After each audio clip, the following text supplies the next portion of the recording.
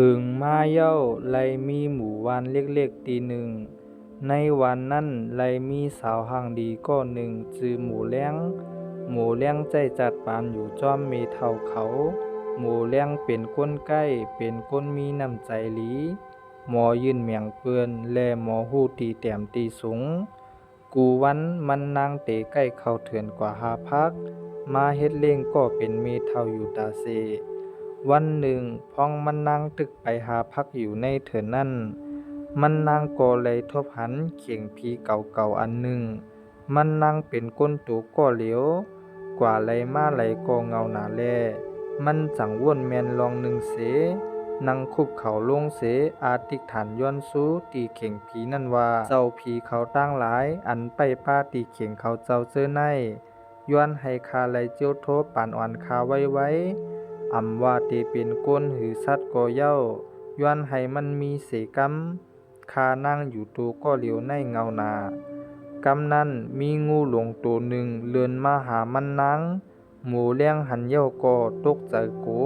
ตัวสั่นกว่าเป็ดมดเป็นหือก็ย้อนอ่ำหนขึ้นกามเก่าไรเย้าแล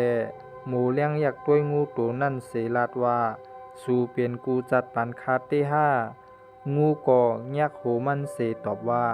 ใส่เย้าเฮาเป็นกูจัดปานสูหมูเลี้ยงแลยินเย้าก็มันอ่ำต้อนว่นว่าปานอ่อนมันนั่นเตเป็นงูเห่าตัวหนึ่งเจ้งไหนหมูเลี้ยงก็ห้านใจเสว่นว่าเจ้าเข่งผีเขาเตหู้หันเสจ่องปันมาหมูเลี้ยงก็จังเอางูตัวนั่นปอกมืออยู่จอมมันตีเฮิรนเขามือมีเท่ามันนั่งแลหันงูก็เป็นอันตกใจหนาเต้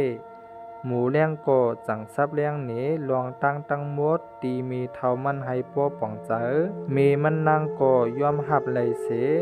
รวมดีใจจ้อมลูกยิงสาวมันอยู่อิดเตเอามือนั่นมาหมูเลี้ยงแลตั้งงูก็อยู่จ้อมกันเกี่ยวเซ้อมือก้นในวันไหลหู้ข่าวว่าหมูเลี้ยงมีงูเปลี่ยนโผ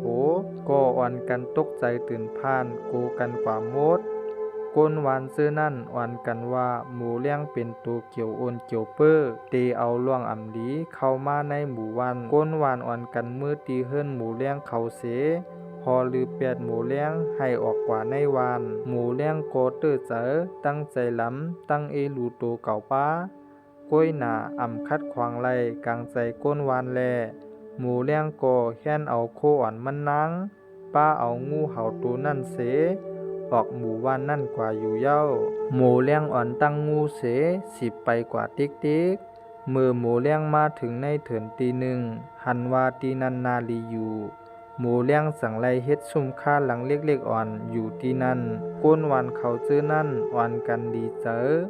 ว่นว่าตัวเกี่ยวโอนเกี่ยวเปื้อวันเขาไล่ออกกว่าเย้าวายนั่นมาอ่ำหึงหมอกหมากหากโหอันผูกไว้เจอนั่นเฮียงเหี่ยวตายเจียมจังมาโวควายเจอในอ่ำหัวเป็นย้อนสังก้นวานอ่อนกันว่นใครเลยว่าลวงอันเขาลืบหมูเลี้ยงแลงูออกวานนั่นโยเคเป็นงูเจ้าวานเจ้าเมืองเฮาหืออ่ำหู้ก้นวันสั่งวันกันกว่าย้อนควางตีหมูเลี้ยงแลงูตัวนั่นปลายขึ้นย้อนให้ขาปอกมาอยู่ตีหมูวานขึ้นก้นวานอ่อนกันหับตอนหมูเลี้ยงขาเต้วาเตเอานั่นมาก้นวานก็ฮู้ว่าหมูเลี้ยงแลงูอ่ำใจตัวเกี่ยวโอนเกี่ยวเปื้อในวานในเมืองเขาปลายตั้งป้าเอาลวงดีหลีมาในหมู่วานแทงหลายปีป่นมาหมูเลี้ยงก็เลยจับต้องจอมงูหมูเลี้ยงหลีใจตีเตมีลูกจอมงูหมูเลี้ยงบ่นไว้ว่าเตตั้งใจเลี้ยงดูลูกให้หลีหนังมันนางเป็นไรมือเลือนเกิดวันเกิดถึงมาเย้าหมูเลี้ยงก็เลยเกิดลูกออกมาเป็นงูตัวหนึ่งงูตัวนั้นมีลำตัวเป็นสีลำหมูเลี้ยงจังต่างปันชื่อว่าวันดีในเกิดมาจอมตั้งกัดแขนลายหางเป็นก้นกอไลหมูเลี้ยงงูเห่าด้วยถึงวันดีเป็นอันดีวันหนึ่งมือหมูเลี้ยงตึกอาบน้ำปันวันดีอยู่นั่นหมูเลี้ยงหันแมนว่ามีไว้อาดเล็กๆอยู่ตีหัวภายควายยิ่งวันดีหมูเลี้ยงสั่งทำวันดีว่าลูกกว่าเตอร์สั่งมาญาไผเฮ็ดให้ญาไผเฮ็ดดีวันดีลัดเนหมูเลี้ยงว่ามือว่าพองมันเล่นอยู่ในเถินมันเลยถูกนำคันเซอหมูเลี้ยงก็รวยเป็นตั้งไม่ใจลูกยิ่งเสสั่งไล่เอายามาใส่ปัน